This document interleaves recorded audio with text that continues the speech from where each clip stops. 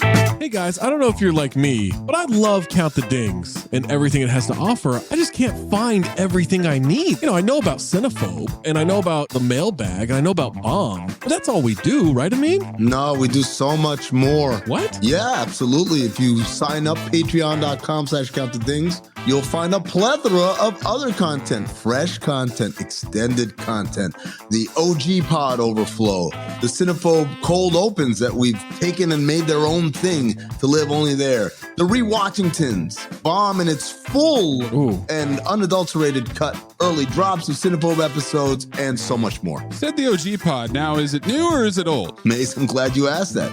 It is a new incarnation of the old OG pod. Oh. So it's me, Zach, Trey, Waz, Tom. I love those guys. Just like we always were. Going back to the True Hoop days, we're recreating that magic, recapturing it, and putting it back out. We're talking hoops, we're talking pop culture, and most importantly, we're talking for 40 minutes for free, but then another specific Patreon exclusive segment for every one of those episodes. Funny enough about that OG pod, you're getting Tom and Trey on Mondays. You're getting me and Waz, aka Zosny, on Wednesdays. Amin's floating in between. I'm a floater. You never know when you're going to get Amin in those, so you got to listen to them all. And what if I'm not sure what Mayes looks like? Because I've always thought he's a fat man with a fedora. He's got a weird voice. How can I see for myself what this Mayes character actually looks like? It's crazy you don't know the answer to this because it's the Cinephobe Pod YouTube page. What? The CT5s on the Cinephobe Pod YouTube page, you can look at all of us. You can get all the OG pods on YouTube too, at Count the Dings 1 on YouTube, at Cinephobe Pod on YouTube, patreon.com/Count the Dings gets you everything all in one feed. You can link it to your Spotify. And now enjoy the show.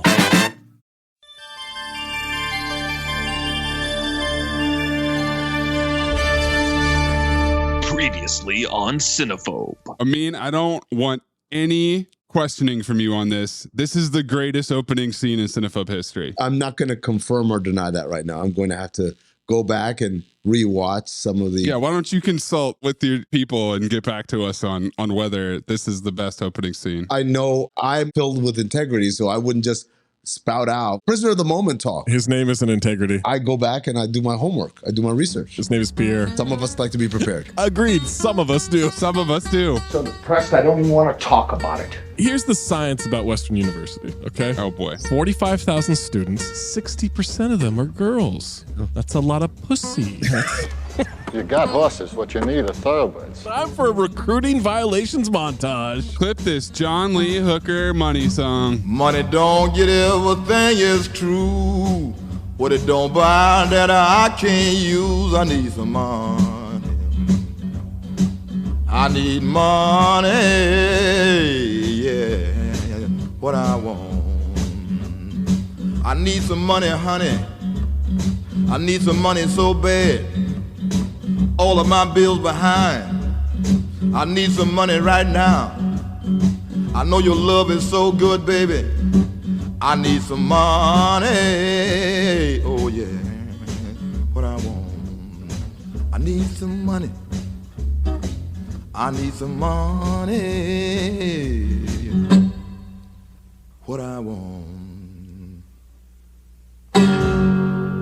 Back in Chicago, Mama McRae gets a new job with a really nice view. Ricky's pop gets a real nice John Deere 6400. He gets horny when he sees that tractor. He pops. Ass off reaction and sigh. His pops. Pop? Pop. I have pop-up in the attic. What? The mere fact that you call making love pop-up tells me you're not ready. Neon hanging out. Guy drops off a brand new Lexus. Hands him the keys. I didn't ask for this. Mama McRae giving directions to movers at their new house with the lawn. Man in a suit knocks on Ricky's door and gives him a bag of cash under, you guessed it, once again, a 20 CB USA Today. USA Today, repeat offender. Which has been on a heater in the last 100 years. Nolte gets a call. It's done. That montage was like the baptism scene in The Godfather, where the Corleones kill all the heads of the other families. Spoiler alert. It's all done. Yep. Bang, boom. Ed O'Neill has pictures of all this? This 20 CB printer, fax, I don't know what's happening there. I call it a dot matrix. Is it a dot matrix? It is a dot matrix, but it's definitely And also, Al Bundy can smell cheating from a mile away. Cross an ocean. Charlie, Yeah. ass on. Charlie sucks, dude. This motherfucker cannot act. No way, Ed. Not Pete Bell. Are you shitting me? He paid for him. I could smell it. Jenny comes into Nolte's office. He's chilling in a towel for some reason. That's coach behavior, man. People's sexiest man alive right there. Yeah. Yeah, they're trying to sell here. His body is ragged. Like melting clay. I mean, yeah, it's Nick Nolte, dude. There's nothing that's not ragged. It looks like a failed pottery project. It's the outtakes of Ghosts. Yes. That is the result of Demi Moore saying, fuck it, I'll just fuck Patrick Swayze. I'm not doing this anymore. Neon comes in, $960. Yeah, with a big smile. He wants his $100. He really wants it. Cut to class. Ricky, checking out the girls. Professor's talking about Sir Gawain and the Green Knight. Maze, please clip the professor from How High. Zach, I already know. Say no too. Same request too, yes. What about you two? Why don't you walk out and protest with your brothers? Walk out on me. What are you doing sitting there? You look like Whitey. You look like a couple of goddamn Uncle Toms. Walk on out. That's right. Get up and move. You should lynch me. Lynch me. Lynch me for what my people have done to your people. Ricky is horny, but I don't blame him. Them legs, we didn't even get to see the upper part of her torso. Straight up thighs. Gam City. Does Butch leave class? No, I think he just goes to a different seat. Yeah, because this dude's too horny. I thought he maybe switched seats to get away from Ricky, but then when you see the wide shot, he's not there. Yeah, you don't see him anywhere. Neon raises his hand, makes it his place to speak, says it's culturally biased. Culturally biased. Uh-oh, he's officially doing the dice thing too much, guys. Yes, same note too. Who is the more disruptive Bayou student, Neon or Bobby Boucher? Oh. Bingo Boucher, probably. I would say Neon because Neon's trying to be disruptive. Yeah. Bobby's stupid. Mama says. Mama say that happiness is from magic rays of sunshine that come down when you're feeling blue. Well, folks, Mama's wrong again. No, Colonel Sanders, you're wrong. Mama's right. He points at Ricky and says, you told me to take this class. Ricky's like, I don't know. Ricky's super busy jerking off with the hole in his pocket.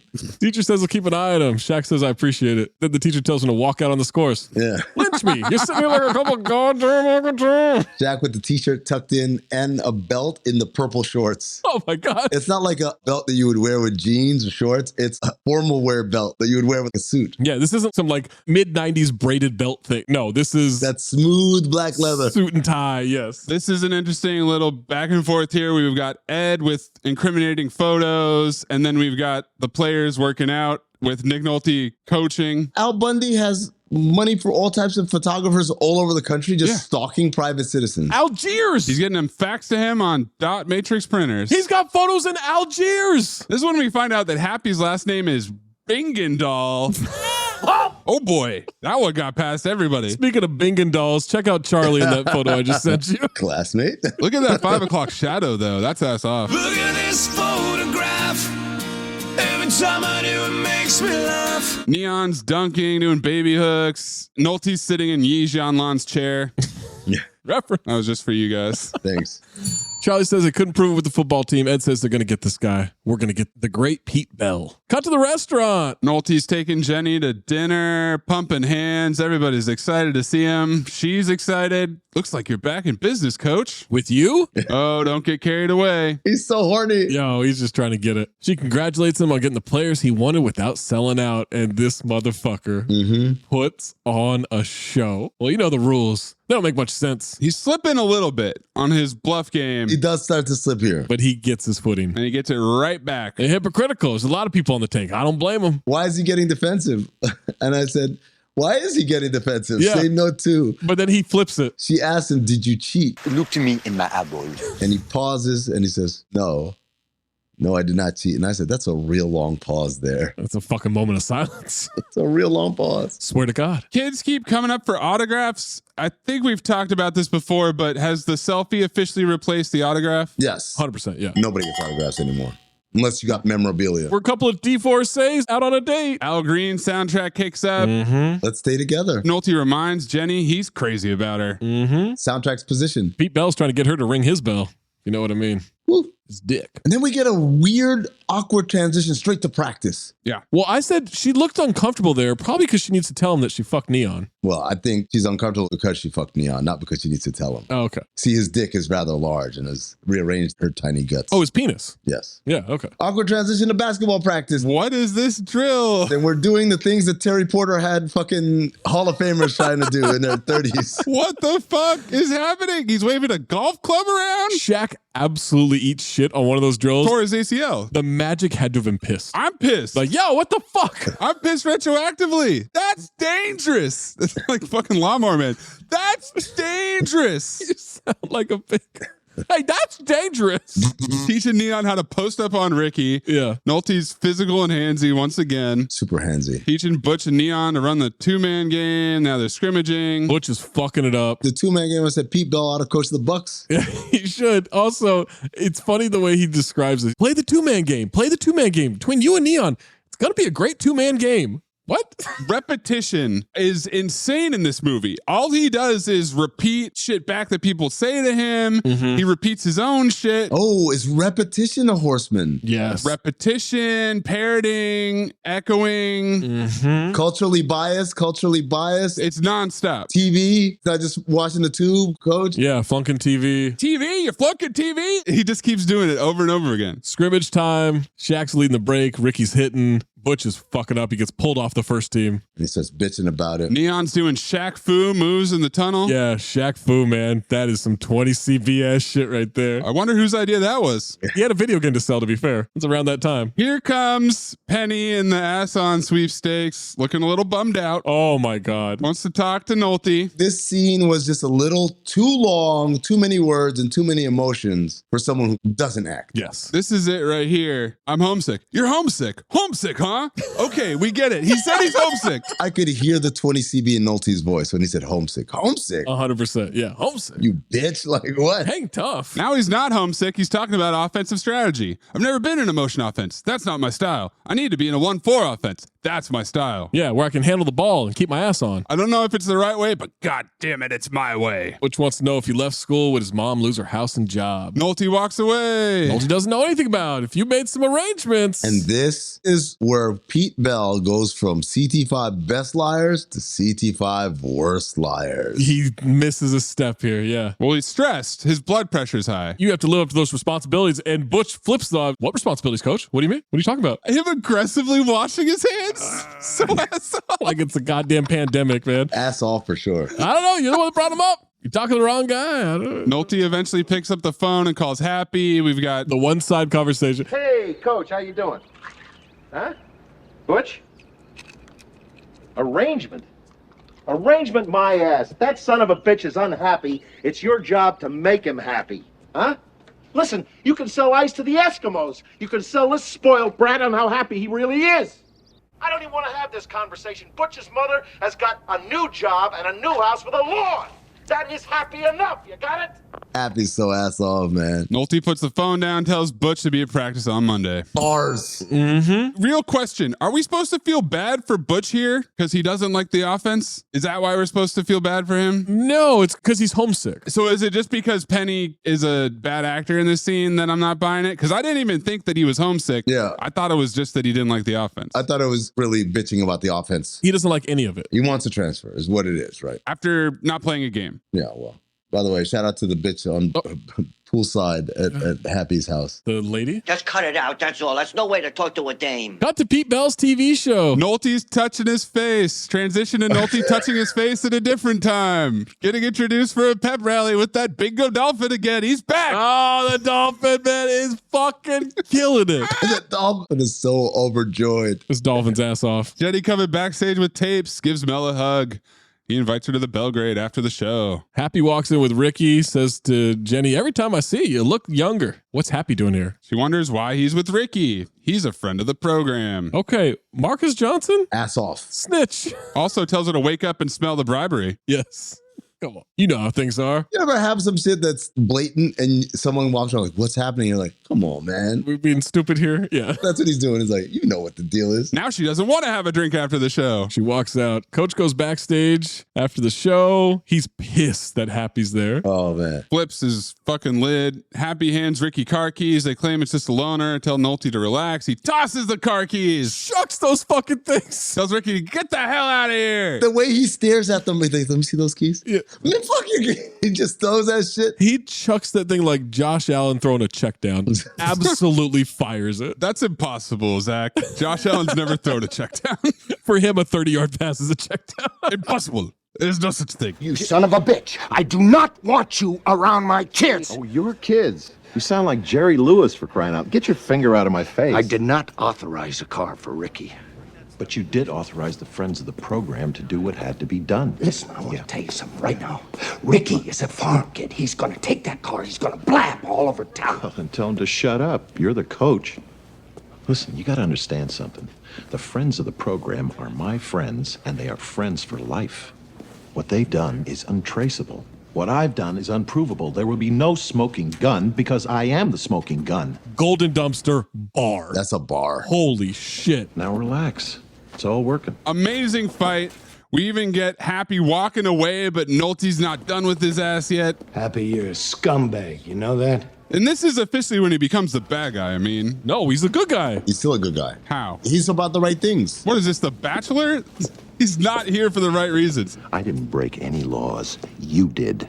You broke the collegiate athletic laws. It's your career that's on the line, not mine. My career's in my own hands. I own you. He's so ass off. When he steps back and they're face to face, this is as good as it gets in terms of two actors fully going at it. I just opened my mouth. Rumors start to fly about you, for instance. I've lived through accusations. I walked away from the alleged point shaving incident. Think again. That thing happened. Oh, yeah. You know what? I'm gonna fuck up your whole world. Everything you know is a lie. Nolte can't believe it. Why don't you try this one? January 16th, 3 years ago. Amin subscribed to Cinemax. I bought one of your boys, coach. No kid of mine would ever fix a game. Why don't you just go to the videotape, coach? I own you, Pete. You're mine.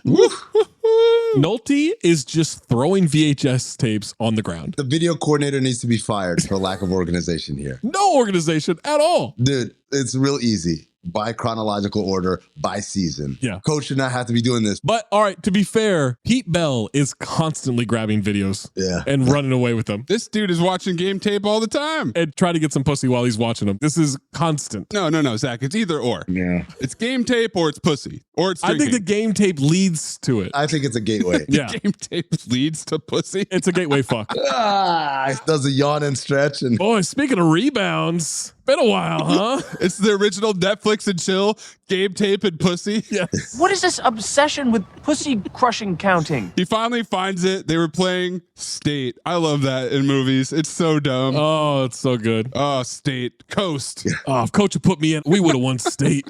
Assistant coaches wonder what's up. They don't believe it. Ass off for everyone in this scene. Oh, man. Freddie's like, yeah, man. Mark is eating the carrots and the white guy Freddie saying, what was the spread? What was the thing? Yeah. And then Jack with the teary eye. Oh, my God. Tony was my guy.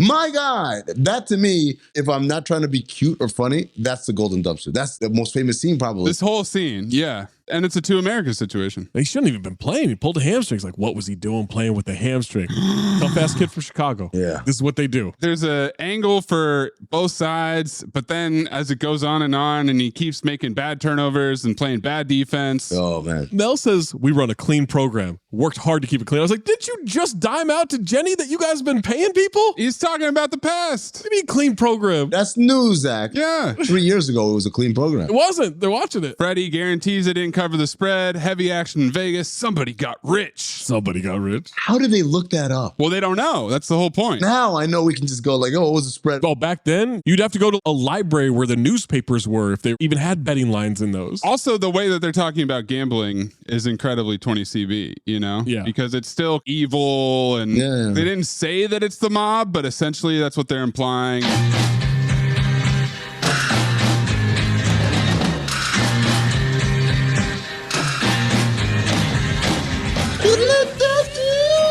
Yeah. Along the watchtower, clip it. It's more Vanilla Ice's version of it than just a little bitty thing. There must be some kind of way out of here. Say the joker to the thief. There's too much confusion. I can't get no relief. Businessman there, drink my wine. Plowman, dig my earth. None will ever own the mine. Nobody of it is worth. Coach Bell runs to the dorms. There's a party happening. Goes to Tony's room and says Club Hollywood on it. He bangs on the door for mad long before Tony opens the door. I said, surely Tony's going to be in there with a girl. That's why it took him so long. No. Film noir. He's masturbating. Tony's by himself. He was masturbating. Absolutely jerking off. He puts Club Hollywood on when he's... Yes, he writes Club Hollywood on when it's done. Is this the original MVP conversation bar?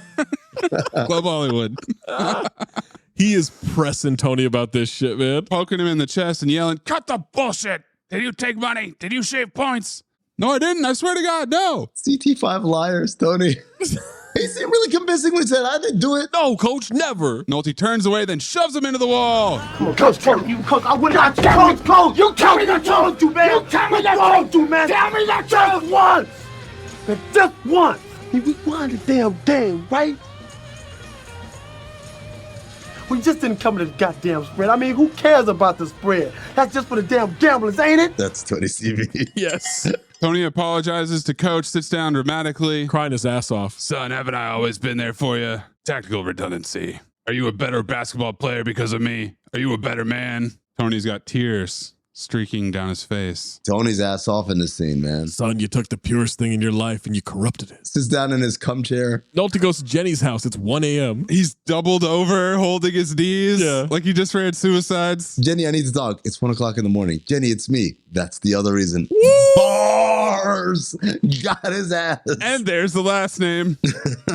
You looked me straight in the eye and you lied to me without a hesitation. And I believed you. CT5 liar. He's trying to apologize. And so now I don't trust myself around you. And I said, bro, that's a green light. Because I thought I knew you and I don't. So you can't come in. And then he trespasses. Barges right in. And I said, whoa, not that kind of green light. You still got to play the game, bro. This is a crime. I don't care if she's let him in 100 times. No, this is absolutely a crime. This is assault. Yeah. He grabs her, man. He explains what happened with Happy and Tony. Happy owns Tony. He owns me. I coached a fixed game. Tony admitted it to me. We get a massive eye roll from Jenny. Now she's grabbing her hair, stressed out. I know you're feeling abandoned, but I can't help you with anything anymore. Lock the door before you leave. Nolte just wants to get drunk. Can we just have a drink?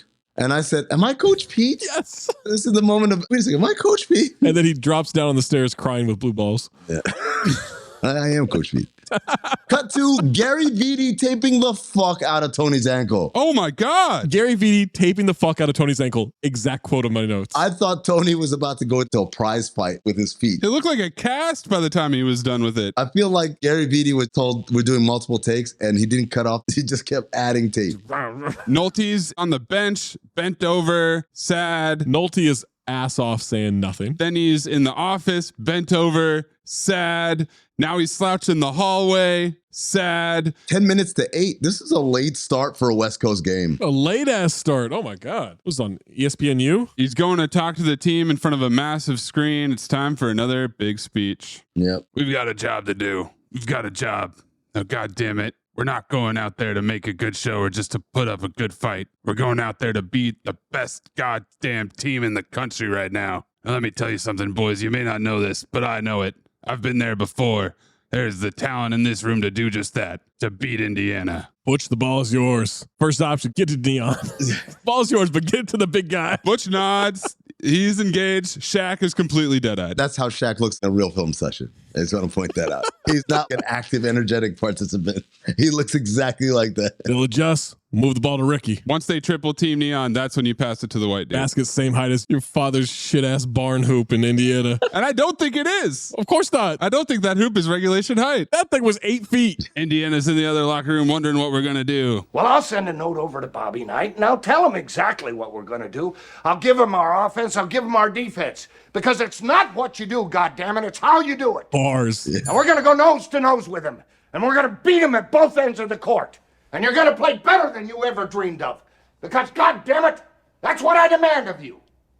All right, let's go. Time for the game. This fucking mascot. Bingo Dolphin! Yeah! Bingo! I can't believe We are in the last 10 meters of this race, and it is nose to nose, Nolte and this dolphin, man. Snout to snout. Are you kidding me? I can't believe I missed all of this. Oh, There's a lot going on in this movie. I understand, but man, this Bingo Dolphin is a seed stealer. incredible. So magnetic. And we got Dickie V, baby! Unbelievable, baby! Just clip it. Some ass-on recaps position from Dickie V. Dickie V's position. This game is double elimination, by the way. I don't know if you guys know that. It is, yeah. Oh, the double elimination is about to kick up so hot right now. It's gonna be awesome, baby, with a capital A. I'm so excited. I can't wait. We got an unbelievable matchup. Heavyweights, Pete Bell against Bobby Knight, the General. This place will be rocking and rolling. Bob Hurley transferred from Duke? Yep. How the fuck did he get on Indiana? Dickie calls Neon scintillating and sensational, butch, silky smooth guard. Ricky doesn't get any adjectives. He's white. White. He's a white man. He's Ben Affleck. Ben Affleck, yeah.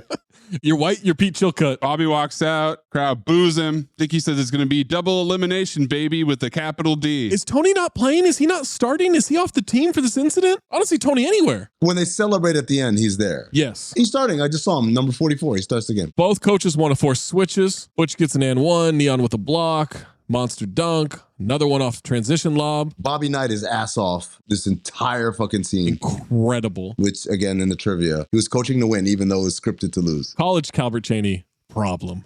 Snort emoji. Hey, man. I'm telling you. In college, he was a killer. You had to have been in that moment. He is him. God damn it. Don't say that. Don't say that. You just said he's a problem. I would rather you call him Big Daddy Mars than say he was him. Big Daddy Calvert? CT5 voices. The basketball is good. They actually shot real basketball. Yeah. But the camera angles, it's kind of hard. Everything's too zoomed in. Why don't we ever get any sort of actual television angle? Because it's supposed to look like a movie, not like a basketball broadcast. I guess so. You're supposed to be in the shit, you know? But wouldn't it be the most realistic if it actually looked like a broadcast? No, because they're not living life through a broadcast. Yeah. You're living life through Pete Bell. And the angst that he's starting to go into as it is an 87-87 game. Starting. And in this final minute 15, he's got Echo's position ringing through his head. You got Bobby Knight yelling at the ref, and the ref says he can't see you. Move his fat ass to where you can see it. Yo, that's fucking ass off. Well, you can sure as hell see the guy over him. I guarantee that wasn't acting. We start getting the echoes in Nick Nolte's head. Ricky asking for money. Happy talking shit. Happy owns him. Jenny singing how he lied to her. Stroke that forehead, guys. Oh, man. 93-92. Oh, the anguish. Coach draws up a play for a neon lob. They execute it perfectly. Shaq for the win. Happy loves it. Nolte's not happy about it at all. Crowd storms the court. Shaq jumps onto a pile of people. Yeah. That's a 300-pound man. They're not prepared for that. Nope. Once again, a liability for the Orlando Magic. The team is celebrating in the tunnel in the locker room. Nolte walks in. Real quick, check out this 20-year-old college student who's at the game celebrating the win. Oh, yeah. Oh, my God. That's Frankfurt, Indiana's finest. That's a hot dog fan right there. This dude, his team. What the fuck is going on with his team? I don't know, man. He's only got 3 in the front. Look at this photograph. Every time I do, it makes me laugh. Coach walks in. He's sad. He's morose. Boys, the rules don't make much sense, but I believe in the rules. Now, some of us broke them.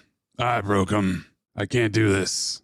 I can't win like this. So tomorrow I'll talk to you all individually about your futures here. All the players are trying to look sad, confused, or disappointed. Not great. I love you all very much. A hell of a game you played. My note was, shut up, Monty. Look at me, Nolte. Dion follows him out. There's some cops Kathy Batesing their ass off in that hallway. And he says, hey, Coach, how do you like that spin move? You did real good, Neon. Real good. Thanks, man. See you later. He goes to the press conference. The media cheers? Dude, I was beside myself. Some of it's alumni, but that's media. A standing ovation. Doc Rivers at his first Bucks press conference 3 months ago. What in the Denver Nuggets is going on here? Happy is leading a chant of his cronies in the back. Then you got to clip this bizarre. You got to clip it because I'm not going to say it. No one's saying it. 900 million. Oh, I'll tell you something. 900 million Chinamen couldn't give a damn. Not the proper nomenclature. It sure isn't. They couldn't care less about this press conference. But I love basketball.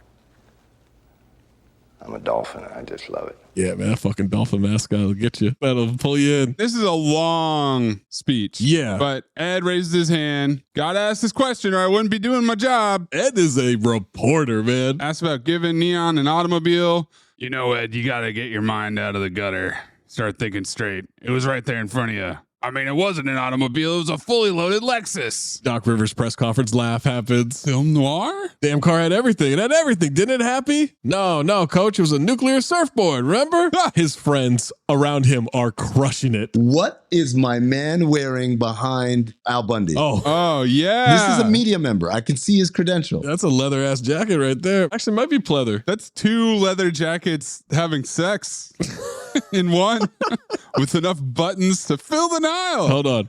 2 dragons.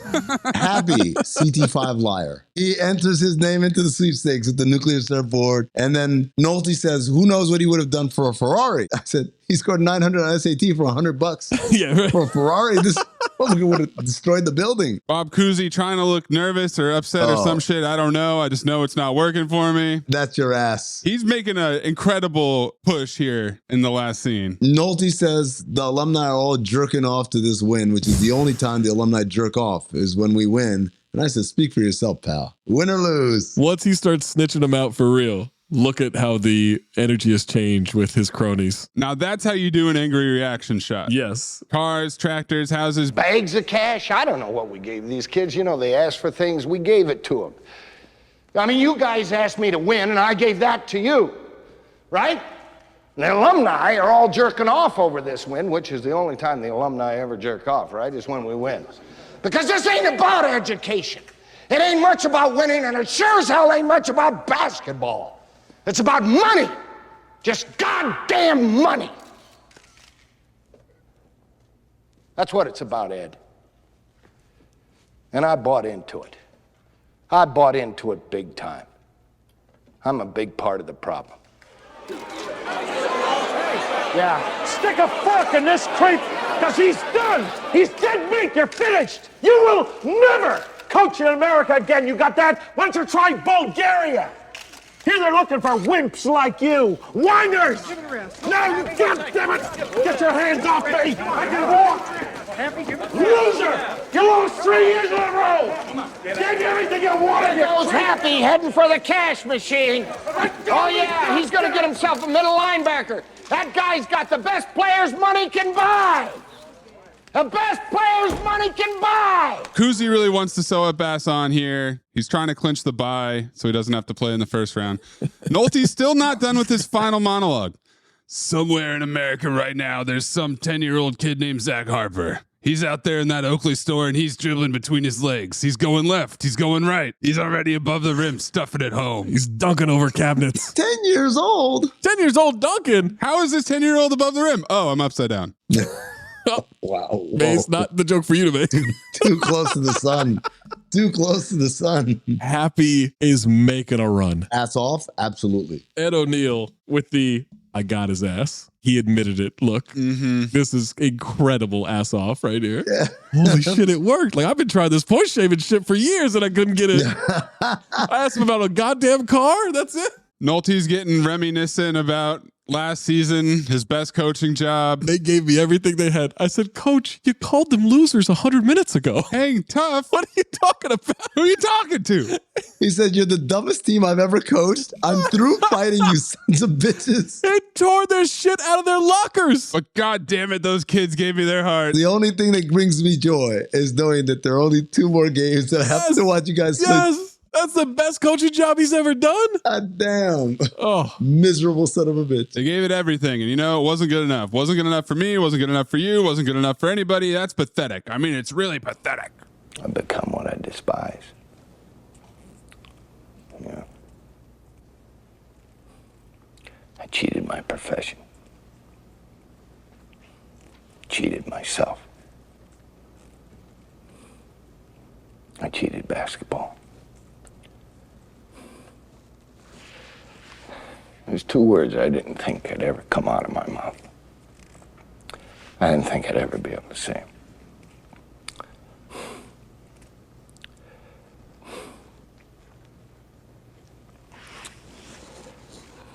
I quit. Reporters chittering like crazy. Big time chittering. Nolte walks out of the field house. It's still covered with the same trash from before. It's the exact same shot.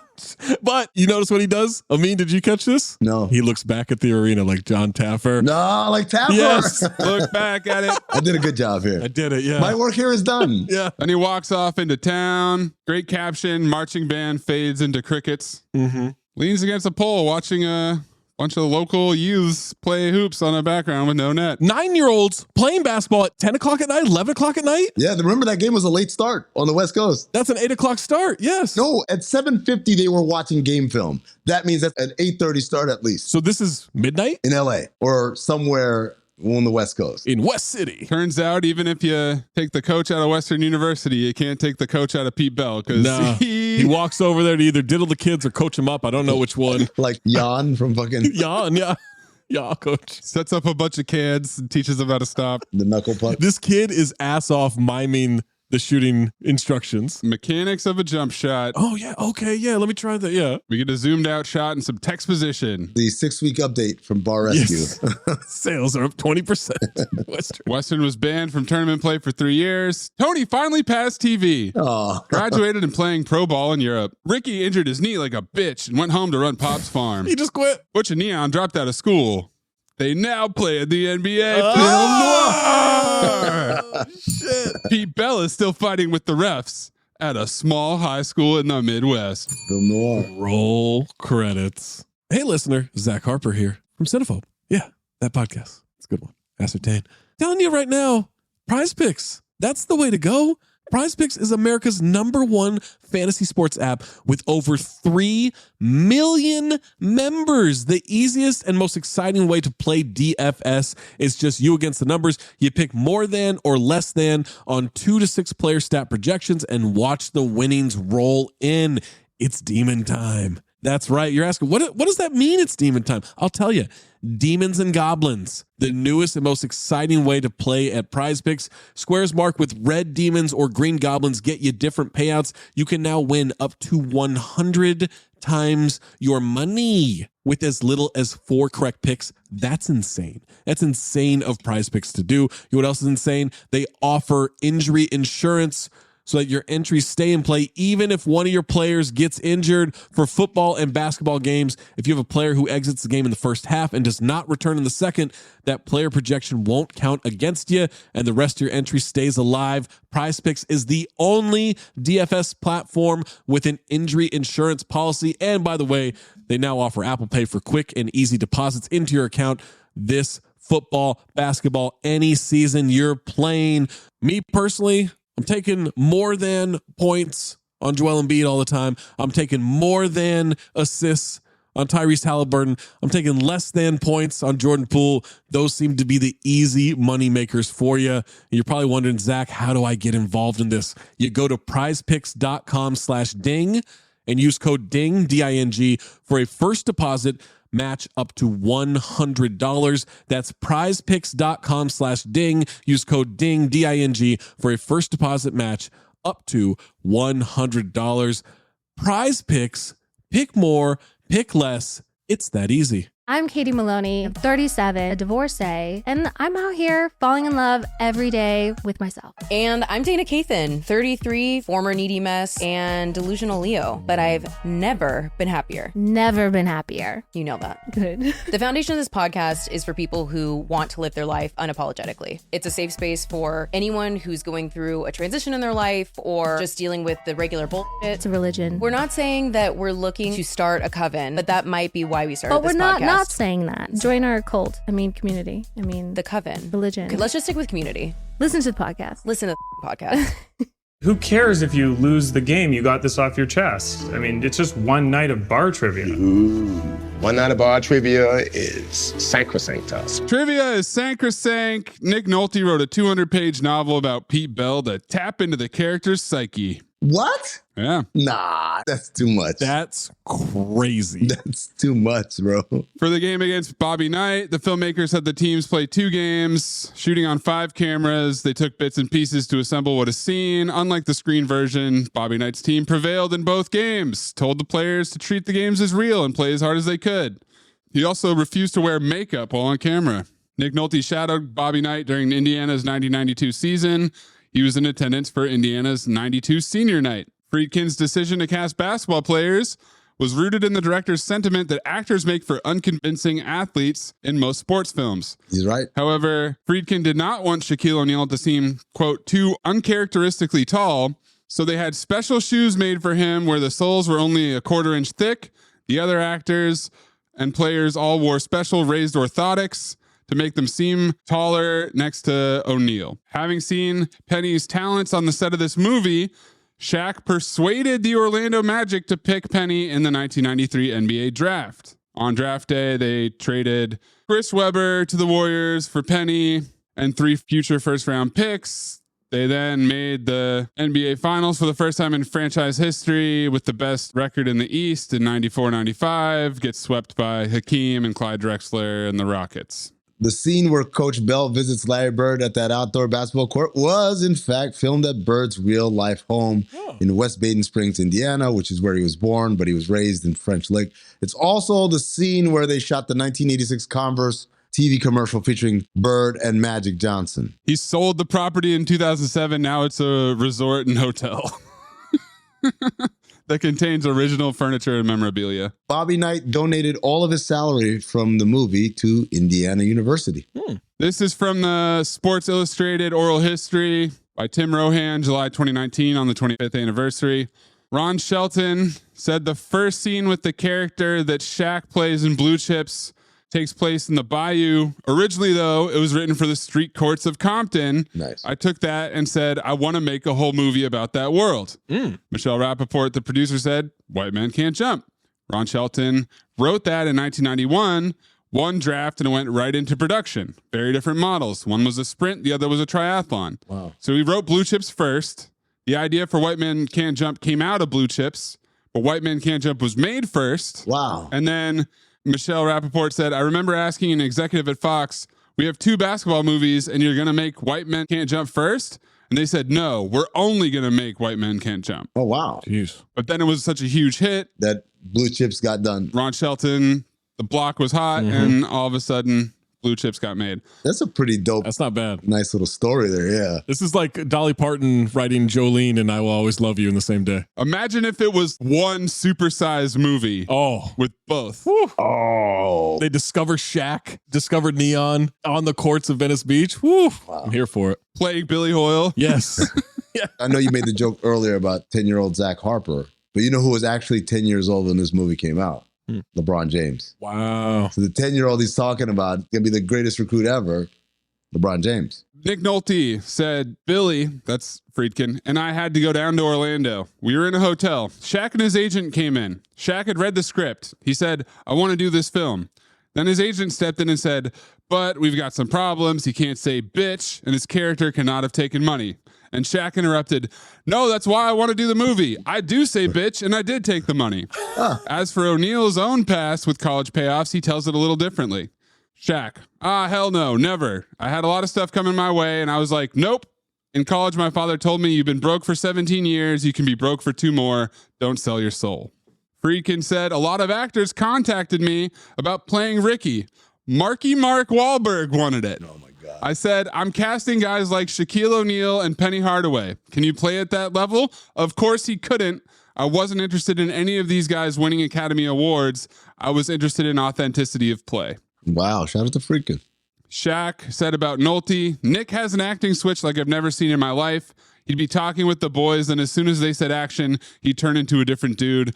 Thespianism at its finest. I thought, I want to be that good. Wishful thinking. Oh, did you editorialize there? No, that's what it says. This is Shaq's alleged quote. Oh. And then it confused me because it just had last names. So it said O'Neal, and then it had O'Neal, but with an I. Oh. Ed O'Neal. Yeah, maybe. Said, I really liked Duke guard Bobby Hurley.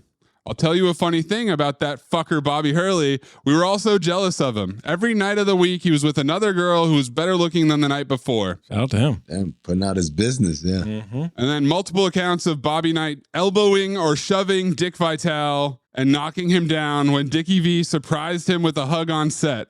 And he essentially did the Dean Portman in Mighty Ducks 2. Threw his elbow, and Dickie V went tumbling. And then finally, this is an alley-oop to you guys. William Friedkin said, if you were going to do the film today, remember this is in 2019, you'd cast Zion Williamson. I don't think you have the catering budget. That's what Amin would say. What? I just was thinking about like how wide a lens. What? In order to get them all in the same frame. Trickier two-shot than the taller guy. Let's show them who the horsemen are, guys. Yeah, we got soul.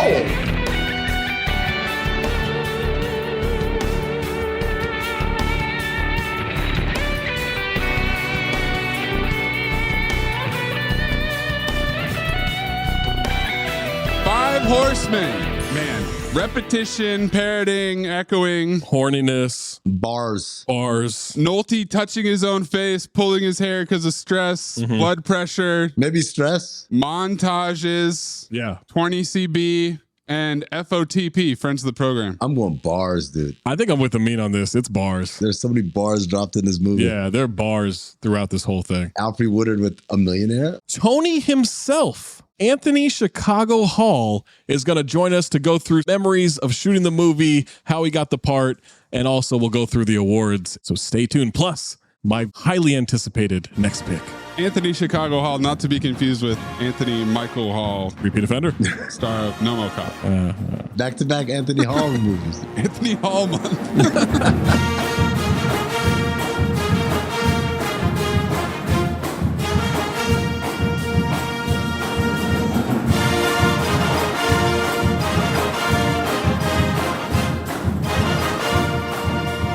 We're going to get into different parts of the movie that we enjoyed with you, Chicago. But first, tell me about what you hated, and then we'll go from there. You know what, man? Yo, there's literally not a part of this movie I hate other than Jim Boeheim's acting. Yeah, Jim Boeheim. Oh, really? Jim Boeheim was bad. He's terrible as himself. Bob Cousy. Bob Cousy was bad, too. I hate Bob Cousy, but yeah. Who else? There was one more person that was pretty bad. Bobby Knight was great. Bob Knight's incredible. Penny's pretty bad. Penny's great at the basketball part. But I think for his character, he had to be a little soft, timid because his mom was so strong. Right. Okay. If he'd have been like hard and his mom being hard, it probably wouldn't have looked as good. I think he needed to be a little soft and timid to play that character. And I think he did a good job. That makes more sense. If you don't know right now, we're talking to Anthony Hall, a.k.a. Chicago. He plays Tony in Blue Chips. He's been in a bunch of movies. Was Gridlock with Tupac? No, gang-related with Tupac. Gang-related with Tupac. Sunset Park, Rhea Perlman, and Fredro Starr. I just watched that recently, a couple of months ago. Really? Not for the first time, rewatched it, and I forgot how much I like that movie. Really? I love that movie, man. Okay. All right, damn. That's good. I get that a lot, but then I look at the people like, really? You like this movie? You? No, I'm just saying, because I didn't think it was mind-blowing great. I thought it was just average for a kid's movie during that time. A basketball movie. Yeah, it might be a nostalgia thing. Yeah. Because it just brought up all the memories of seeing it when I was 14, when it came out, 15, something like that. This motherfucker just aged me. Them teaching Rhea Perlman how to coach and her figuring that out. Yeah. I don't know. It just hit me. It's not a great movie, but I just enjoyed the hell out of it. Well, Zach, you could pick it and we could have Tony right back next week. Look, it's on my list. The white woman come to save the day. Oh, the rare female white knight. It was like her. It was Michelle Pfeiffer in Dangerous Minds. Oh, yeah, that's right. Yeah. I can talk to these kids from the hood. Yeah. Yeah, I could get through. They need tough love. Their mom couldn't do it, but I could. Another connection here is you're in The Client, which I did a book report on it my sophomore year of high school, and then did it again my junior year of high school, but instead of reading the book, I just watched the movie and then did the report. So The Client, I don't remember how I got that gig, but Cassie just put me in this thing. I was delivering a pizza. You're credited as Pizza Man. Yeah, I was delivering a pizza, just dropping off a pizza to the kid in jail. That was it. Hilarious. It's a pivotal scene, I'm sure. Oh, son, that right there, Yeah.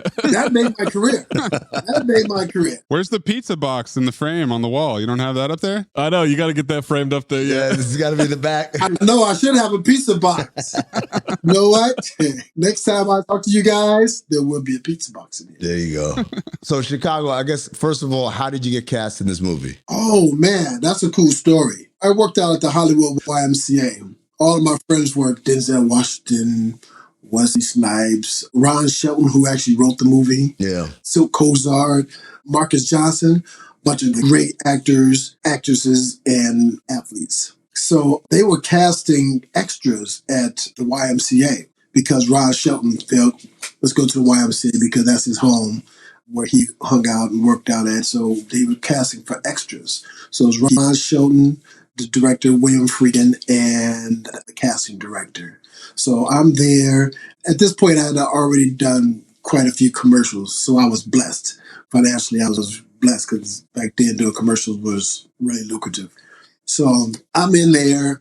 I'm doing dunks and all this crazy stuff. During that time, I was very athletic. Wasn't a great shooter, but I was very athletic, dunking on everybody. And then I thought to myself, wait, this is for extra? I don't want to be an extra. Went over to Ron Shelton because he was a friend of mine. I said, Ron, and Friedkin was sitting next to him. And I didn't know who William Friedkin was at the time. And I told Ron, I said, you know what? I don't think I want to be an extra in the movie, so I'm just going to take off. And he was like, wait. Why are you leaving? I said, well, I just don't want to be an extra in the movie. I said, what do you want to do? I said, I'd rather read for a part. I don't know a damn thing about acting to that level. Right. But I said, I'd rather read for a part. He talked to the casting director. The casting director gives me a script. I flip through it. I see this kid named Tony. I was like, fuck it, my name's Tony. So they didn't name the character after you. No. It was literally already named Tony. Now, Tony in the movie is from Chicago. Yes, I think it's just coincidence. Right. Wow. I think it's all coincidence. Or fate. Or fate. But I said, I want to read for Tony. And so I went in. I worked out with Silk Cozart. Silk Cozart was like my acting coach. Came over to him. He prepped me for everything, what's going to go down and everything. So I go into the audition. I just walk in, and there's a bunch of guys sitting down ready to read for Tony or something. And when I walked in, casting director peeked his head out. I was like, hey, it's Chicago. Are you ready? Because everybody called me Chicago. And I was like, yeah. And I walked past the guy. I was like, is he taking me in before these guys are sitting here already? So I go in there, do the audition. I don't even know if I was that great at audition because I'm a horrible auditioner. And the director says, fuck it, you got the job. On the spot? Yes. I was like, the fuck just happened here? You walked back into the waiting room and said, who's playing for second? Walked in the waiting room like this. High five, motherfucker. Get your broke ass out of here. Good luck, everybody. On the spot. Friedkin said, fuck it, you got the job. Just like that. Wow. So Friedkin dropped a couple F-bombs, you're saying? No, Friedkin, I can tell you some Friedkin stories. He's mean. He will curse you out. Friedkin put hands on me. We want to ask you about this. Yeah. Yes, this is. Friedkin put hands on me. He did it to myself. I think he did it to Angie Everhart. And I think he did it to Linda Blair. Damn. So I'm in good company. That's a pretty good club right there. Yeah, I think I'm in pretty good company. But yeah, he's got a history of putting hands on actors to get them to where they want them to go. Let me clarify here. Yeah. The story is that he slapped you, right? In the scene where Nick Nolte is confronting you about the point shaving. Yes. Now, did he do it because he's like, yo, I got to get him in the mindset of this character who's afraid of this guy who's running in crazy? Or did he do it because he's a maniac who lost his temper and he slapped you? No, it's the first part. Okay. Quick story was the fact that Nick Nolte and I had rehearsed the scene with Friedkin. Went over and over and over and over. We got this. Friedkin didn't say anything. Nick was happy. Everybody was happy once we finished the rehearsals. So we get to the dormitories at UCLA. We start to shoot the scene, and I'm doing the exact same thing that we did in rehearsals. Because I'm not changing shit because this is my first big film. I'm not trying to be Mr. Thespian and I'm not fixing nothing. I'm doing what he told me to do. He yells, action, boom. I start to sing, boom. He comes in, kicking the door. Boom, Tony, what the fuck is going on? What the hell is going on? Get my fucking scene. I'm like, oh, I'm looking at Nolte like, what is he talking about? And Nolte's going, I don't know, Tony. I'm going, so boom, action again. Same thing. We start to sing. Boom, he gets the door over. Yo, what the fuck is going on? He's screaming and yelling and cussing and screaming at me. Okay, now it's take 4 or 5, and he goes, Tony, do you trust me? I was like, yeah. Do you fucking trust me? I was like, yeah. You're going to be a big star after that. I was still waiting on the star part. You're going to be a big star after this. Do you trust me? I was like, yeah. He goes, damn. Oh, shit. More than one? Get my fucking scene, and walks out. I was sitting there going, I looked at Nolte. Nolte turns his fucking back on me. He's like, he don't know what just happened. Holy shit. Let me get my fucking scene. Walks out. A scene that you see. So now I know where he wants me to go. I think he verbally could have told me where he wanted me to go because I was doing what we were doing in rehearsal. Right. Because if I know this is where he wanted me to go, I could have gone there a whole lot quicker. I could have gone there and take one. Nah, he just slapped the shit out of you, dude. He got to put hands on me. Rest in peace. I love you, William Friedkin. So the scene that you see on camera is the scene. Boom. Wow. So the next morning, the president of Paramount calls me. The president of Paramount is his wife. Oh, shit. Sherry Lansing. Yeah. She calls me. Hey, Tony, your scene went well last night. Just calling to see if, I'm just really proud of you. You just checking to see if there's going to be a lawsuit followed. Yes. That's what you checking. Which, if I was smart during that time, actually, I would have done that. I should have done that. I love Friedkin. I love Sherry Lansing. Right. I love Paramount. I love all the things that I've done in my career. I should have sued their ass. Or you threaten to sue and it's like, you know what? Let's get you in a couple more movies. Let's get a bigger part. Yeah, there you go. Something. Leverage. A guy in a suit shows up at your house with the duffel bag and tractor, maybe, if you're into that. Give me a deal here. Give me a couple million, a whole deal, and never put me in anything. I don't care. However you figure it out, figure it out. Anthony C. Hall is a producer on a whole bunch of Paramount projects. Whole bunch of things, yeah. I didn't even walk into the meeting, but I was a producer.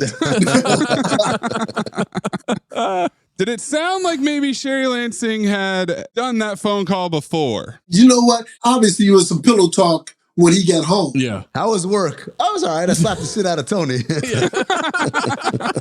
Tony got these hands. It's funny too because in the scene, there's a point where Nolte really shoves you against the wall, and I had this thought because I didn't know about William Friedkin putting hands on you until Mayes told us. But I was like, oh shit, I wonder if he really hit him. And well, I guess it doesn't matter now because the director slapped the shit out of him. It was hit before. Yeah, exactly. So Tony, I got a couple of quotes here from an oral history regarding this incident that I wanted to read for you. First, we got Shaq, who said, after that, he was one take Tony. One take Tony. I was like, damn, Robert De Niro. I could have been one take Tony if he told me where he wanted me to go.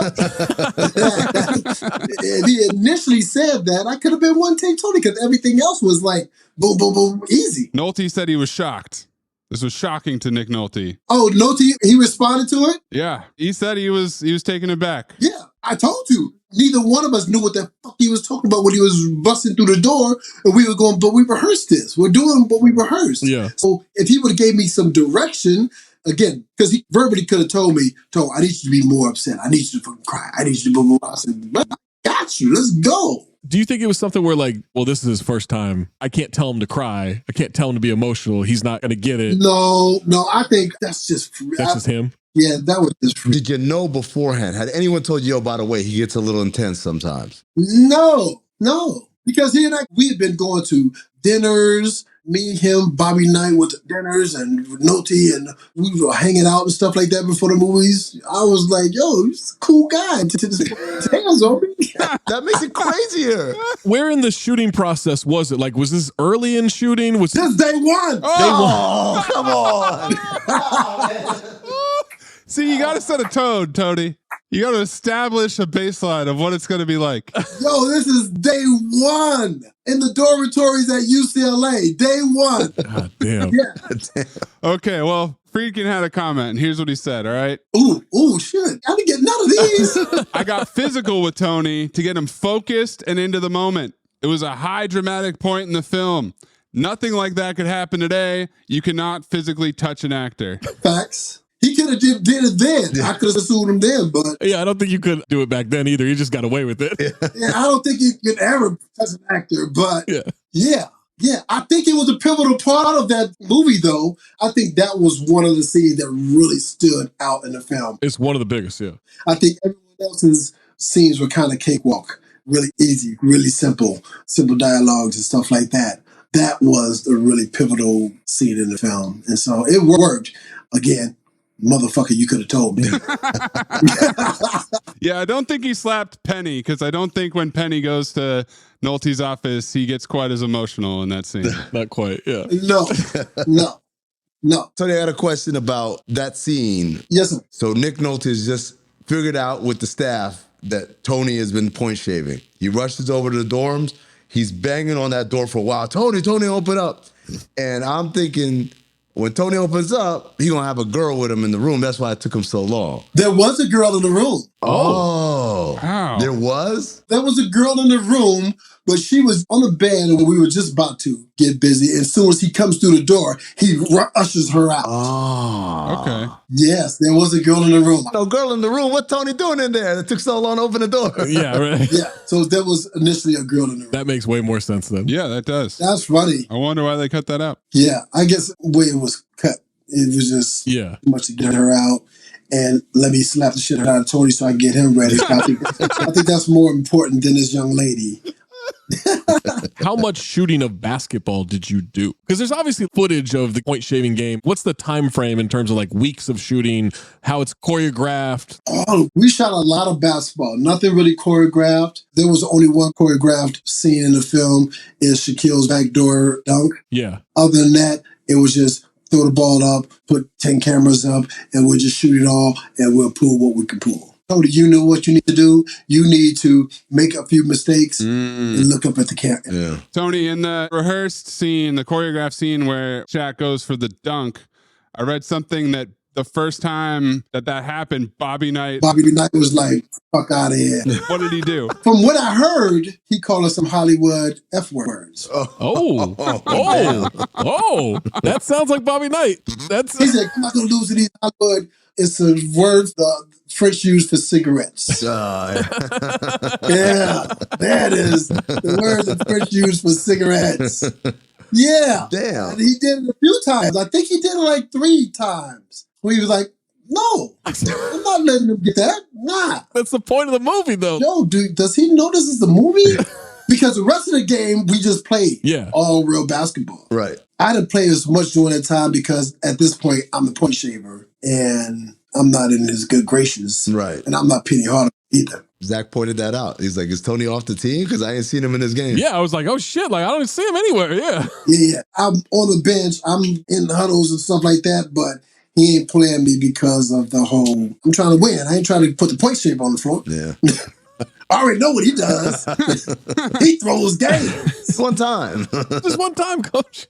There's this Dave Chappelle bit where people are going up to him at theme parks and stuff is going, I'm Rick James, bitch. In his face, like, can you please not call me a bitch in front of my kids? Hilarious. How often do you get something about flunking TV class? And it's not just watching the tube. People running up to you. Yo, that's crazy that you said that because everyone always said, did you ever pass TV?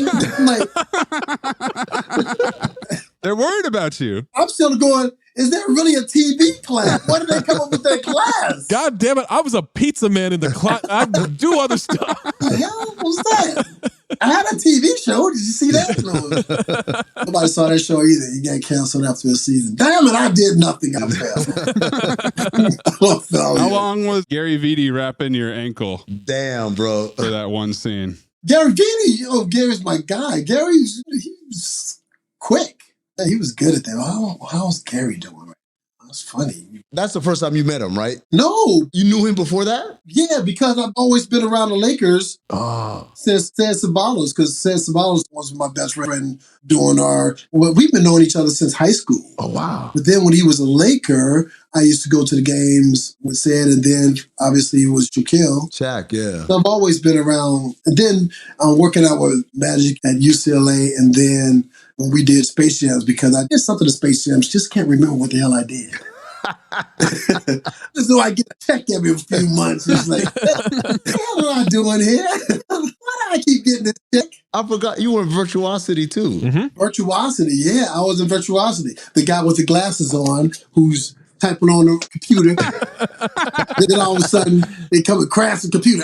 Just get out the way. Guys, he's still got it. Yeah. You see that shit? He's still got it. Same. The squint and the glasses at the same time. Didn't even need to be slapped. Yeah, looking like John Sally. Bad Boys. I'd like you all to do an experiment on a plant, something that may benefit mankind. And if you devise something that's groundbreaking, I guarantee you a A in this course. Oh, well, hold on, man. You following me? You can't do that, Lionel. Look, man, if you don't want me to have a foreman job, I understand, but I need my fucking job, man. Tony, so we got some awards that we do for these movies. Okay. And we're going to go ahead and give you the Louis Pinnock Accent Award for your Nick Nolte and William Friedkin impressions you just busted out in that storytelling. Okay. Congratulations. It's a very prestigious award. Very. Damn it. I don't know. That's a really good Nolte. Nolte was one of those actors I learned a lot from. Even the slap, I think I learned a lot because I recognized how to read a scene and where I need to go or do some different levels. But Nolte, I learned how he prepared for a scene. Like one time I was looking for Nolte, we was doing something. I forget the scene. And he was just like in a dark room, just being quiet. And he came out, face was red, eyes were bloodshot. I was like, God damn, this motherfucker's bad. He cold. Deep in the character. Oh my God. You mentioned you all have been out to dinners with William Friedkin, with Nick Nolte, with Bobby Knight, with all these people. Is that typical in a movie making process where you got a cast that's that close knit, that's doing things outside of work? No, I think it was more of Nolte getting stories from Mr. Knight, the director being part of that process, and then me just being there or whatever. Right. I think that's what that whole process was, because Mr. Knight would talk about, during that time, paying players' monies and stuff like that. So now he started bringing up players that I knew, and I would just be quiet like, shit. He brought up like Chris Mills. Well, I know Chris. That's my dude. Yeah. But I knew what kind of car Chris drove, and I was like, yo, I get in the middle of this conversation. I was like, let me leave that alone. But yeah, so it was just him getting the stories. Got it. Yeah, so I think that was part of it. And I just so happened to be lucky enough to get a free meal. Breathe in through nose, out the mouth. Ass on, ass off. Teddy Rex, Moosey Teddy Rex. Teddy Rex, Moosey Teddy Rex. Ass on, fuck it, ass off. Ass on, fuck it, ass off. The Ass On Award goes to the worst actor in the movie. The worst actor. We've got Bob Cousy as Vic Roker. Cousy. We got Matt Nover as Ricky Rowe. We got Jim Boeheim and Jerry Tarkanian as themselves. No, Tark was great. Tark was good. Yeah. I'm good with Tark. Boeheim was awful. Because we're not putting my boy Matt Nover in there. Get him out of there. So you know what? We're going to go with that. I truly believe that he was that horny. I bought it. Horny as hell, man. That's the horniest basketball player ever. Look, Coach, all I need is I'm a big prospect, and I just Just a little couple dollars in a suitcase, briefcase, whatever. You already got the Louis Pinnock Award. You don't need to keep doing all these amazing impressions, Tony. He wants the ass off award. I want all the awards, bro. Yeah. I want them all. So who's the worst actor? Kuzi or Boeheim? Who's worse? Kuzi. I'm with it. There it is. Good man. Said it himself. You know what? I wanted to give it to Boeheim, but I'm happy with Kuzi getting it. Acting against plumbers and firemen, Bob Kuzi. Yep. Hilarious. And you guys rip Kuzi. You know how many games Kuzi played? You know, he taking trains to Fort Wayne, Indiana, and running to the ball game because the train is late and they played the night before in Boston. And he go out there and play 45 minutes. Now we got Ass Off, which is the best actor. And this is loaded because you're in there. Louis Gossett Jr. in his one scene coming out with the pipe. Ooh. Nolte, obviously. JT Walsh is happy. The villain. Man. Bribing everybody. Not the villain. Not the villain. No. JT was fucking cold, though, right? He is great in that movie, man. God, he was cold. Oh, but technically, the LA Times said that I was an MVP. Oh, he's pulling out receipts. Wow. They said that I was the MVP of said movie. So I was. Oh, hey, man. Wow. I would have to say the slap works. It surely says MVP. It says right there. Yeah. Oh, there's the pizza. On the back. The pizza's on your back. It was MVP was most versatile performer. There you go. Yeah. But I think they was just talking about out of the athletes side. Well, that's no doubt. Yeah. You washed everybody. You washed Shaq, Penny, Matt Nover. I think Shaq's great in it, but we can't forget. Shaq did a good job. Shaq did a really good job. God damn it. That dude is so damn talented. Too talented. Yeah. He's got to stop. Sometimes it's annoying.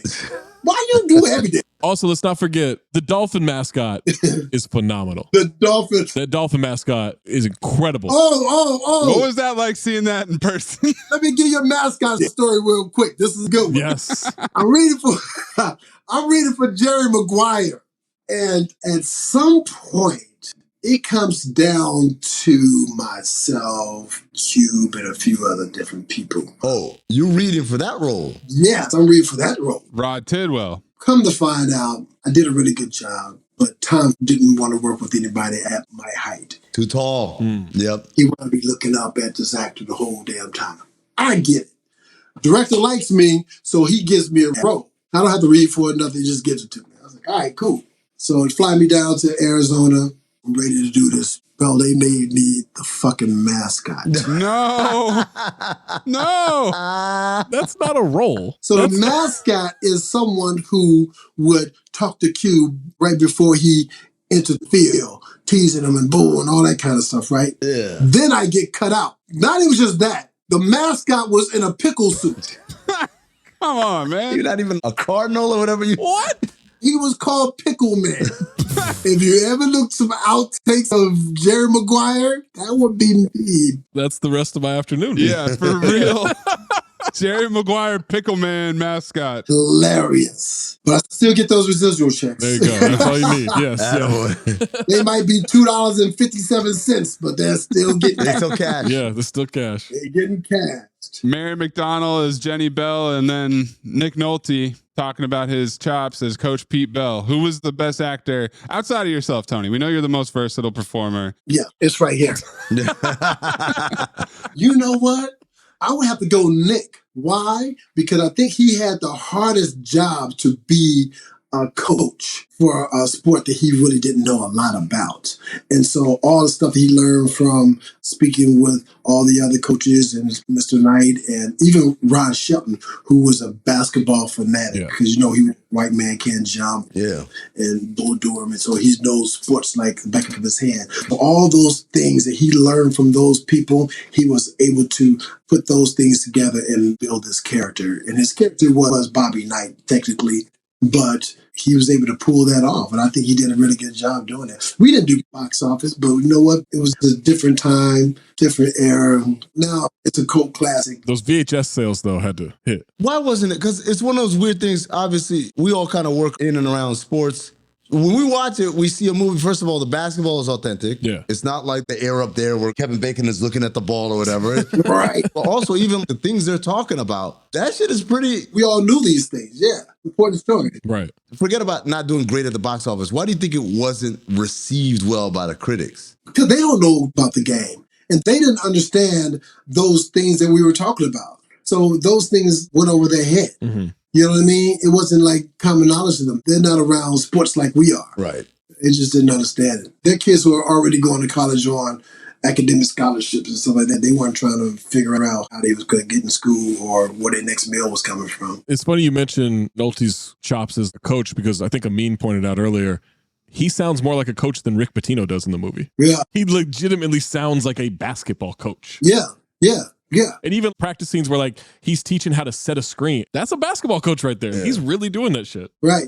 But you saw the free throw scene though, right? Yes. With Kuzi? Yeah. You heard the story behind that? That he really shot those baskets? It was one take, right? He was knocking those down. One take. Yeah. And he couldn't miss. And Nolte was like, yo, do you ever miss? And then he switched to his left and boom, knocked it down with his left. He was like, yo, that's crazy. He used up all his misses in the 50s and 60s. Hilarious. Hilarious. Yeah, I saw something that said that Nolte didn't even really know the rules of basketball. Is that accurate? For real? He knew nothing about the game. So then he comes in there and he learns all this stuff and he comes out authentic That's amazing. as a coach. That makes it even more impressive, yeah. Yeah. I was really impressed with that stuff. You're good at keeping secrets? Absolutely. Because I've got a present for you. Secret present outside by the dumpster. Is it a baseball mitt? It fits you like a baseball mitt, like a glove. I hope. The final award here is the Golden Dumpster. So this is the most memorable, best moment, best scene. You've got the opening scene rant where he comes in, he's slamming the door over and over again. Calls you guys losers. Yeah, you don't deserve to have jerseys. Yeah. You don't deserve a locker room. Yeah. What was it like being on the receiving end of that speech, Tony? You're the dumbest team I've ever coached. You know, it was pretty fun because I played at Chaminade in Hawaii and my coach was Merv Lopes. And Merv was the Hawaiian Bobby Knight. And he thought he was the best coach on the planet. And he spoke like that. It was like a flashback, like, is he about to walk through the door? Because damn, what the hell is going on there? Yeah. And he got on my ass like that too. And Tony, his name, always come up and, Tony will get our ass. You think you're Michael Jordan, you ain't shit. I swear to God, he used to go me like that. Like, yo, you think you're Michael Jordan? These kids don't know shit. You ain't shit. And we got Nolte yelling at the whole team during practice about buying you prophylactics. That was funny. Another classic moment. That was a good time. That was good. So am I picking one of these scenes? Whatever you want. For you from the movie, most memorable thing, yeah. I'm just throwing some ideas at you. If it's not you getting slapped by William Friedkin, I don't know what it is. I think the prophylactics. Yeah. I think that was a good scene and stuff. Yeah, prophylactics. I like that one. That was fun. That was one take. Was it? Oh, shit. One take Tony. One take Tony, yeah. One take Tony. It was after the slap, so. Yeah, set the tone. Slap got him right. The slap got him right. Yeah, I think for me, it's the whole failing TV. Well, it's not just watching the two. It's our class. To me, this is the second best basketball movie ever. White Man Can't Jump is my favorite. White Man Can't Jump? Really? One of my favorite movies ever, but it's my favorite sports movie, favorite basketball movie. Like, I love that movie so much. Oh. I mean, I got a lot of friends in there because all those guys played at the Hollywood YMCA. Marcus Johnson is Raymond, the guy that goes and gets his gun and everything. Silka's in it. Raj Shelton just wrote a movie. He said, hey, I got a bunch of actors in here. Let me just put them in. Yeah, it's crazy. So you get that and not the Spike Lee joints. He Got Game. Oh, He Got Game? It's up there, but this one, for whatever reason, like, I was a big Shaq fan as a kid. I love this movie so much. Well, shoot. I'm going blue chips for the gold. So I'll take that. Sure. What scene you got, Maze? I'm really leaning towards Louis Gossett Jr. That's a great speech. The whole Father Dawkins scene. Him giving that speech to all the coaches. Him walking out. Blood in the water. Yeah, blood in the water. Yeah. We have an award here, the Delroy Lindo All in a Day's Work Award. You show up, you got your one scene, you're uncredited, and you just knock it out of the park. Crush it. So I think that's what I'm going to go with. Okay. I'm struggling because I thought some of these things were going to get accounted for and they haven't gotten accounted for. I thought someone was going to take the opening scene and I thought someone was going to take the scene where, Tony gets confronted by Nick Nolte in the dorm room. And I was going to go with the scene where Shaq says, your old lady's tough. And Nick Nolte says, my ex-old lady. And he says, now I see why you left the bitch. That shit. Oh, that's just funny, man. It's funny. That's funny. But I'm gonna go with the opening scene because he just keeps leaving the locker room and coming back and talking more shit. Yeah. Assistant coaches start walking over and go right back to the wall. Yeah. I agree with you. Again, for someone who didn't know anything about the game. It's crazy. So where did he get that from? Nailed it. It's crazy. That is amazing. Yeah, super impressive. So is this podcast just for cinema? What is it? What are you guys doing? So it's a podcast where we watch movies that are poorly rated on Rotten Tomatoes, and we try to figure out whether they're accurate or they didn't get a fair shake. We weren't on Rotten Tomatoes. Y'all are rotten on Rotten Tomatoes. That was the question. That was why I asked you the question. Why do you think it wasn't well received? I didn't know that. Yeah, man. It's kind of crazy. If it's 40% or lower, then it qualifies. That way it kind of narrows down the field of movies that we'll do. Okay. It is fucking nuts to me that this movie is not 90% on audience and the critics. You know what? If I'd known that, I would have done this interview. You motherfuckers ain't gonna talk shit about We're saying it's good. No, we're saying it's good. We're saying it doesn't deserve to be on our show. It's too good.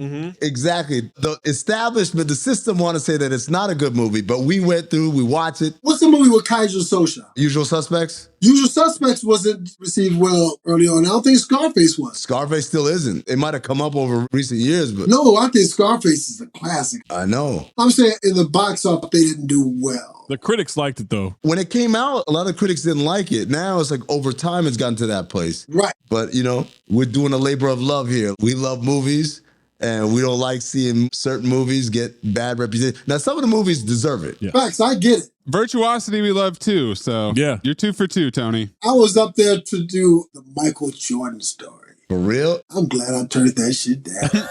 Was it Flex Alexander or which one? No, Flex, he didn't do Michael Jordan. He did Michael Jackson. Michael Jackson, that's right. Flex is my boy, so don't talk shit about Flex. No. I'm here defending all my boys. Don't talk about none of them, son. You can't talk about Dwayne Martin. You can't talk about Will Smith. Oh, Dwayne Martin. You can't talk about nobody that I know. My third favorite basketball movie, Above the Rim. I love Dwayne Martin. Above the Rim was fire. Let me just say right now, I met Chicago in 2007, 2008, something like that. Yeah, easy. I've known you for almost 20 years, right? Easy. The first time I met you, I'll never forget this. You and Shaq were having a farting contest. Boy, I was like, what the fuck is going on here, man? All right, here we go. Shaq's here. Go rebound for him, all that shit. I get down there, he having a farting contest with this dude. I'm like, what's going on, man? The second thing I realized real quick is the 6 degrees of Anthony Chicago Hall. It didn't matter who the fuck you were talking about. Oh, that dude, he's my neighbor. Oh, that dude, like, oh, we go to the same gym. We work out together. I was like, he knew everybody. I get coffee with this guy every Wednesday. Dude, I made a comment. I think it was Eric Roberts. I want to say Eric Roberts. I was just going off left field. Like, it's like Eric Roberts. And you're like, yo, Eric Roberts, that's my boy. And I'm like, well, come on, man. Like, you can't know all these people. It's a lie. You can't know everybody. Call them. The black actors, the white actors, like the directors, everybody. We will do Best of the Best someday. I love that movie. That's funny. You know what? I've been blessed. I know quite a few people. But Black Hollywood, we're really a tight-knit group. I think the comics are starting to spread out a little bit. But in terms of Black Hollywood, I think we was just like a really tight-knit group. So we all knew each other. Even if we weren't like buddies, calling each other on the phone. We knew each other, acknowledged each other, applauded each other, supported each other. Things have changed a lot now over the years, but that's why I got the fuck out. Well, shit, Tony, we appreciate you giving us the time and going down memory lane. It's been 30 years. Man, I appreciate you guys. And yes, 30 years of Rotten Apple. What is it called? No. Rotten Tomatoes. Rotten Tomato. Look at this guy. He's out the industry now. He's like, oh, I don't even know. Yeah. Tomatoes.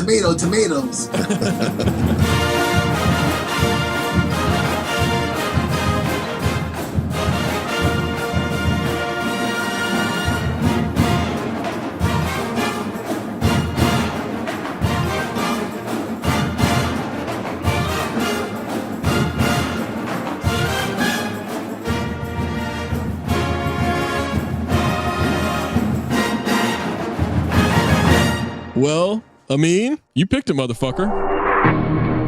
Motherfucker. I like that. Phobe or file? I think people who listen to the Patreon exclusive cold open know that this is a sweet file. File me. Yeah. Yeah. We don't need to bandy it about. This is my second favorite basketball movie ever. Easy file. I think the only thing holding it back from having the best basketball action is the camera angles. But even then, yeah, it's still good. Obviously, other movies have done it way, way worse. But I guess I just wanted it to be a little better. And I feel like that's mostly that it's in 1994. But yeah. File sweep it, boys. Make sure you send us your Phobe or file, Golden Dumpster, Ass On, Ass Off, 5 Horsemen, Lewis Pinnock Award, at Talk Hoops, at Darth Amin, at Corn Puzzle, at Cinephobe Pod, at Count the Dings. Next time we make love, you introduce me to Jade.